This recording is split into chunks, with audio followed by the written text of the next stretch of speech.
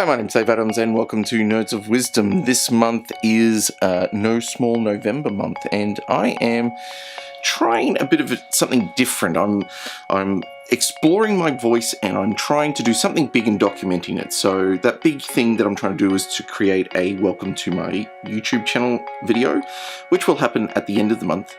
But in the meantime, I'm just trying to explore my voice and understand who I am as a content creator and what I'm trying to contribute and those sorts of things. So this challenge today is sort of pushing myself creatively again by doing the Take One Vlog Challenge. So this was designed by Eric, who's a great YouTuber, by the way. I've been really enjoying his stuff of late. I've even been sharing it with the Year 12s who are finishing up, just because he's got some really good thoughts on life and reflection, and he asks really good questions, and I think that's something we can probably all benefit from. So I'll put a link to his channel in the description below.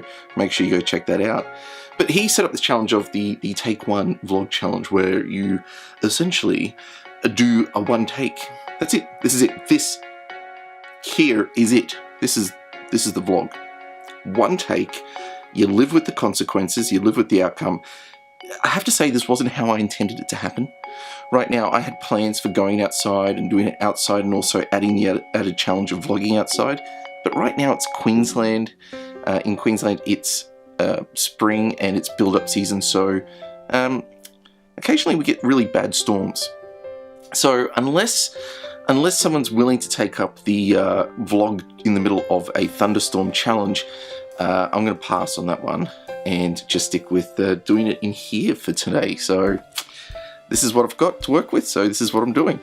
So this, as I said, I am looking to understand my voice better, and part of my thinking is I realize I'm not a terribly great strategic thinker, and so recognizing that weakness in me, I decided I'd do some reading on strategic thinking and just get a sense of how people who really are good with strategic thinking actually work. Like, what makes it work? How do they get what they're thinking? I don't know. It's sort of, I kind of thought I really struggle with, and I just wanted to understand at least from someone's perspective. So the book I chose was this book here, A.G. Lafley's Playing to Win. Now he was the CEO of Procter & Gamble, who I am sure you have got their products in your home at some point. I mean, Pringles, come on, of course.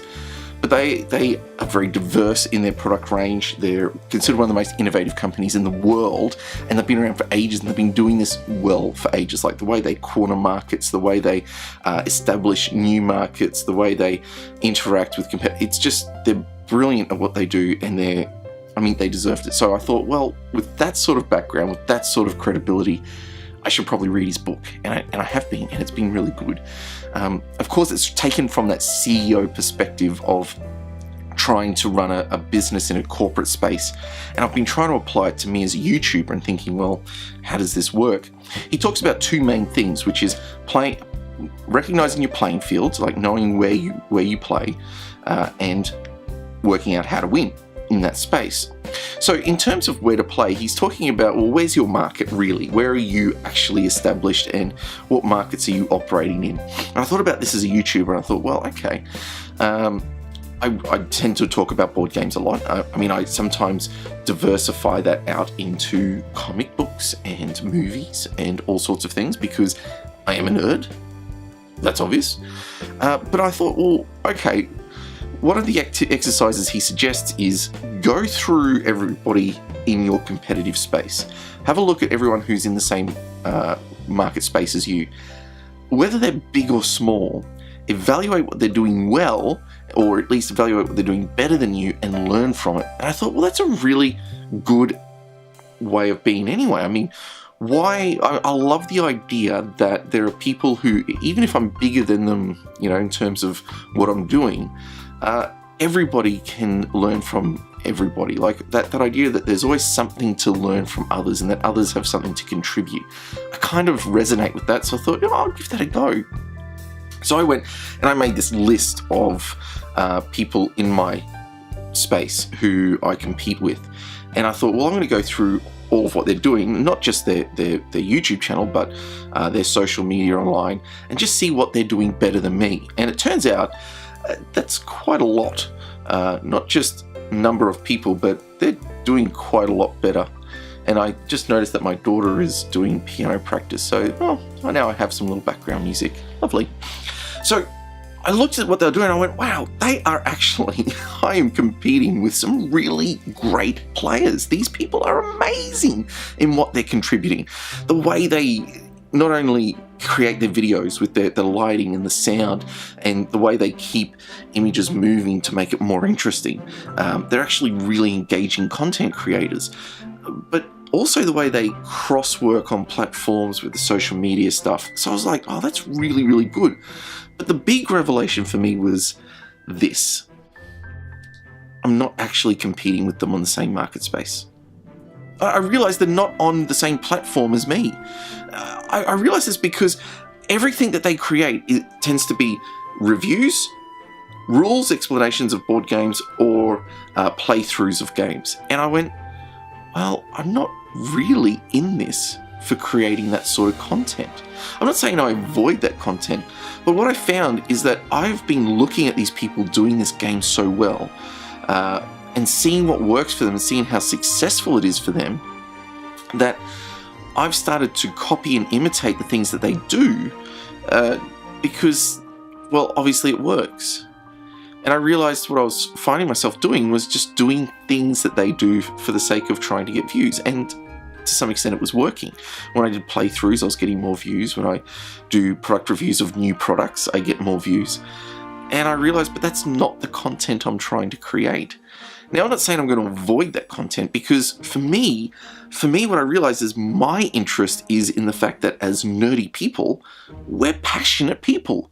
We have these passions which just create this context for our lives that we're thoroughly engaged with. We that just have the potential to really take us deeper into life, and it's in that spectrum there that I want to be working. So the idea of nerds doing life well, nerds who are taking their passions and seeing them as a doorway into some sort of deeper way of engaging with life, whether it's through a more intellectual understanding of what they're doing or through a more reflective personal understanding of what they're doing. And it's there that I really wanted to take an interest, because I think that for me has always been one of the guiding principles of my life, that doing stuff and that actually takes me deeper and appreciates life more. And I realized that that's where I want to work, is helping people to engage with life. The stuff here, the games, the books, the movies, the topics, yeah, I'm passionate about those. But my passion doesn't just rest with owning stuff or playing games. It's actually about how do I really learn to appreciate life. And if that's really where the core of where I'm at, then I think that's where the core of my content should focus. So even if I do board game reviews or playthroughs, if I do the other stuff that people tend to like, then I need to find a way to do it that really reflects me. The other part of what Lafley talks about is learning how to win. And I really struggled with this initially, because I thought, well, if I am really about helping others to achieve more in life and to go deeper into life, then competitively, where I see myself is not with these board game reviewers, but really probably more with people like Eric and Cody and a few others who are actually there asking big questions about life and meaning and purpose and mission and goal setting. I said, well, I thought, well, is competing with them then about me getting more views? And I never really got into this to be the next Casey Neistat. I think what I started to reflect on, what Lafley talks about, is just determining what winning looks like in your space. And I think if we're achieving what I want to achieve, if people are finding value in what I'm producing, in the content I produce, if people are engaged and it's helping them to go deeper into life, that for me is winning. It's not so much about the number of likes I get on a video, though that's helpful and useful feedback. It's not that I get more likes than Eric or Cody. But I think if we're all doing that, if in that space we're all growing and learning and stretching and pushing ourselves further and going deeper, then that for me is winning. So I think for the moment, I think it's a pretty big lesson for me is to firstly really establish who I am and what I am in which marketplace I am. Where am I situated?